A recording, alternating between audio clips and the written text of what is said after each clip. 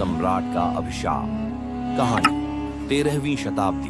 भारत का एक शक्तिशाली सम्राट विक्रांत देव, जिसने कई युद्ध जीतकर अपने साम्राज्य को अजेय बना दिया था, लेकिन उसकी एक गलती उसके विनाश का कारण बन गई। विक्रांत देव ने अपनी विजय यात्रा में एक राज्य पर हमला किया, जहां एक रहस्यमयी आर्षवर्धन ने उसे चेतावनी दी, इस भूमि पर रक्त बहाना तुम्हारे साम्राज्य का अंत लिख देगा।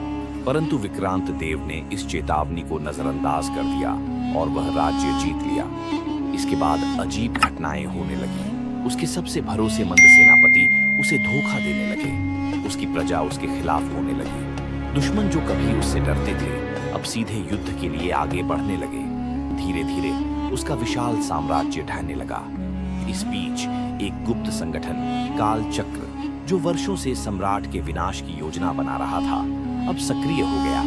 उनका नेता कायरव, जो कभी सम्राट का सबसे प्रिय सेनापति था, उसे मारने की साजिश रच रहा था।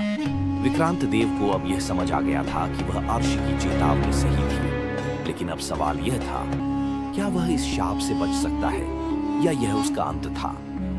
एक महायुद्ध में विक्रांत देव अकेले ही हजारों सैनिकों से लड़ता है, लेकिन अंत में कायरव और कालचक्र के सैनिकों से घिर जाता है। वह जानता था कि उसकी मृत्यु तय है, लेकिन वह मरने से पहले कालचक्र को नष्ट करने की योजना बनाता है।